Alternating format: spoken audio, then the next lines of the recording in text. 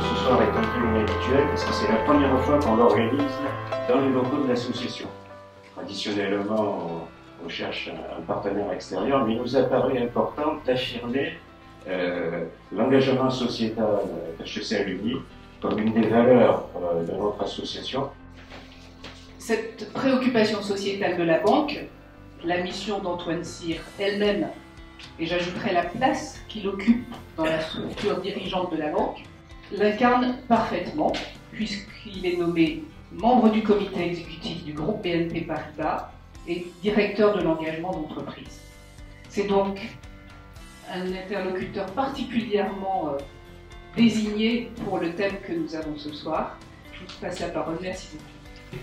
Il y a l'idée que si en moyenne, chaque collaborateur donne une demi-journée dans l'année à une association, on pense que l'effet de la relation avec l'association va être plus fort que la demi-journée de temps de travail perdu. C'est-à-dire que les collaborateurs d'une entreprise s'intéressent aux personnes qui sont, disons, en difficulté dans la société. Ceci les rend plus réalistes. Et pas seulement plus réaliste au sens où ils voient qu'il y a des gens qui ont des problèmes, que c'est difficile, etc. Mais tout simplement au sens qu'à un moment, on est dans des vies et dans des entreprises où les gens finissent tellement par vivre dans la novlangue de l'entreprise et dans le carcan des PowerPoint et des tableurs Excel, qu'à un moment, bon, il y a des gens très très intelligents qui font tout ça en n'oubliant jamais les réalités qui sont derrière, mais il y a des gens un peu plus, ayant peut-être une capacité de réconciliation de la carte et du territoire un petit peu moins grande, qui finissent par perdre un peu de vue les réalités, et le fait de travailler un petit moment, ne fût-ce qu'un petit moment pour des causes associatives, est un moyen de se rapprocher des réalités. Il faut valoriser toutes les formes d'engagement, et dans la constitution de la table ronde, c'est ce qu'on a cherché à faire ce soir. Je voudrais savoir, c'est ce que vous apporte au fond de vous-même votre engagement associatif. Qu'est-ce que vous avez appris? Qu'est-ce que vous avez donné? Quel a été l'enrichissement et comment vous le vit votre famille? Autrement dit, voilà, quelle est l'influence de votre vie associative sur le cœur, pas sur le cerveau? Je me dis que les personnes qui ont pour métier, enfin, comme activité professionnelle, qui ont comme objectif professionnel de finalement servir une cause, il n'y en a pas tant que ça. Il y a les entrepreneurs sociaux, c'est un type de personnalité d'entrepreneur qui se développe, mais pour peut-être 90% d'entre nous, notre activité professionnelle ne sert pas directement une cause, et donc l'engagement associatif, c'est la possibilité, comme vous l'avez dit, de donner à sa mesure du temps, de l'argent pour une ou plusieurs causes qui nous tiennent à cœur. Et quelque part, j'aime bien cette idée du projet de vie global. On a évidemment tous des ambitions pour sa vie personnelle, mais je pense qu'on a tous intérêt à se poser la question de quelle est ma place dans la société, qu'est-ce que je veux apporter, et est-ce que je suis bien ancrée dans les réalités. Et c'est pour ça que j'étais très sensible à ce que disait Antoine Cyr tout à l'heure. Nous, on a, je pense, la chance d'avoir été élevés à toujours s'intéresser à ce qu'il y a autour de nous. Et autour de nous, il y a un certain nombre d'enjeux sociaux, environnementaux.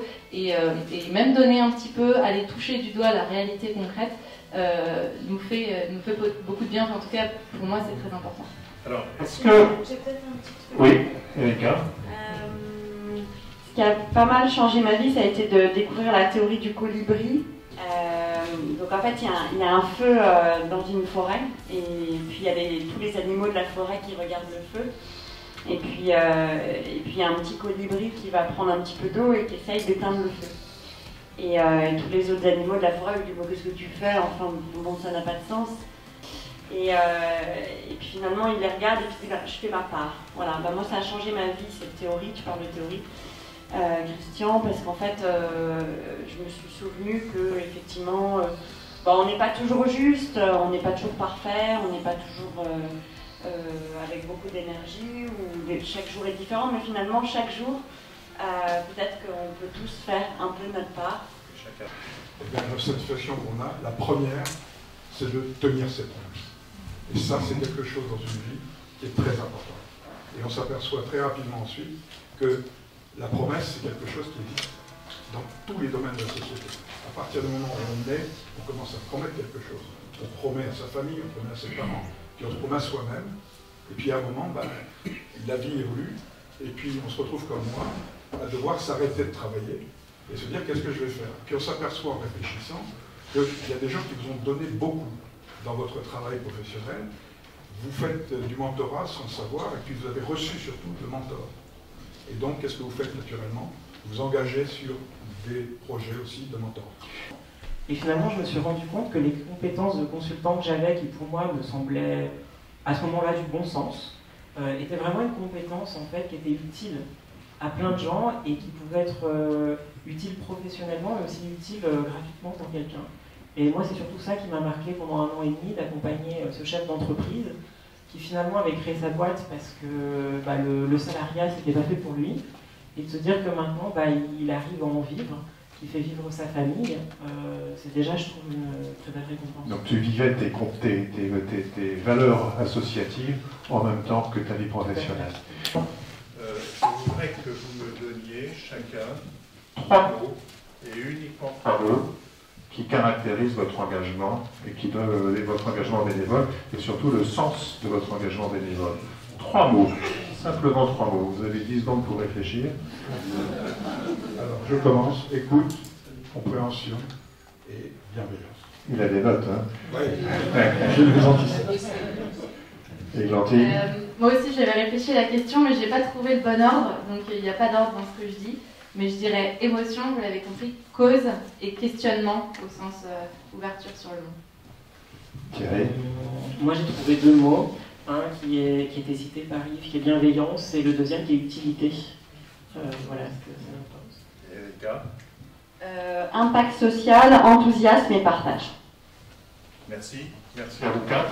Il faut qu'on aille vers un monde qui soit plus bienveillant, et je pense que les gens engagés ne sont pas seulement importants pour leur engagement parce qu'ils aident des gens, mais ils sont aussi importants parce qu'ils sont les avant-gardes d'un retournement positif de la société et d'un retournement de la bienveillance. Et c'est pour ça que c'est important qu'il nous ait parlé ce soir, mais c'est aussi important que vous soyez là pour les écouter, parce que d'une certaine manière, ça montre que tout le monde dans cette salle a envie de ça, et je crois que c'est très important. Et puis... Aussi, le principal, c'est de venir, de partager, d'échanger.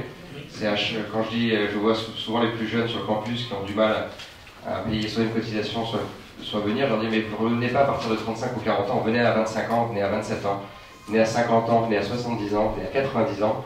Le principal, c'est d'échanger. Donc voilà, vive HEC. Merci à tous.